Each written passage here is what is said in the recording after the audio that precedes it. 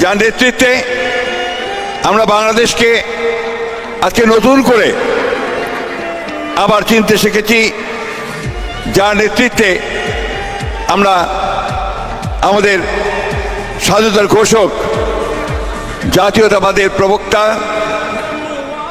আধুনিক বাংলাদেশের রূপকার শহীদ প্রেসিডেন্ট জিয়াউর রহমানের যে আদর্শ, যে দর্শন, তাকে প্রতিষ্ঠিত করবার একটা সুযোগ পেয়েছি, যার নেতৃত্বে আমরা গণতন্ত্রের আপসীর নেত্রী দেশনেত্রী বেগম খালেদা জিয়াকে মুক্ত করতে পেরেছি, যার নেতৃত্বে আমরা বাংলাদেশের সমস্ত স্বাধীনতাকামী, গণতন্ত্রকামী মানুষের সামনে আবার নতুন করে একটা স্বপ্ন দেখাতে সম্ভব হয়েছি। সেই নেতা, আপনাদের অতি প্রিয় নেতা, যিনি আপনাদের মাঝে সব সময় থাকছেন, আমাদের ভারপ্রাপ্ত চেয়ারম্যান তারেক রহমান সাহেব সেই দিন এখানে উপস্থিত ছিলেন।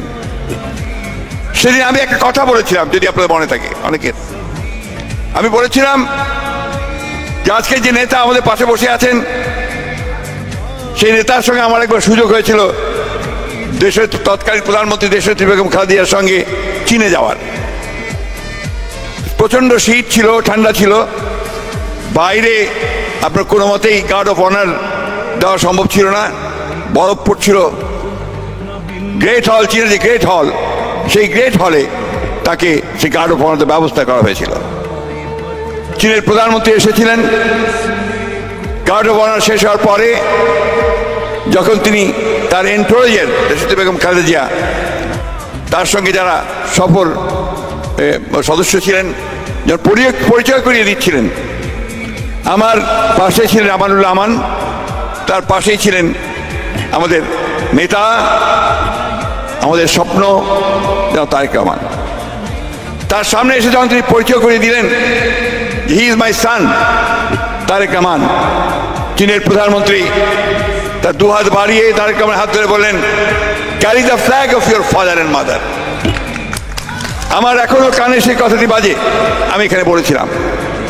এবং আজকে আল্লাহর কাছে হাজারো শুকরিয়া যে আজকে আমাদের সেই নেতা তারেক রহমান সাহেব তার পিতার যে পতাকা স্বাধীনতা এবং গণতন্ত্রের, তার মায়ের যে পতাকা গণতন্ত্রকে রক্ষা করবার, স্বাধীনতা সামর্থ্য রক্ষা করবার, সেই পতাকা তিনি তুলে ধরেছেন এবং এখন তা উড্ডীন করেছেন বাংলাদেশের উপরে। বন্ধুগণ, এটাই হচ্ছে আমাদের সার্থকতা, আপনাদের সার্থকতা।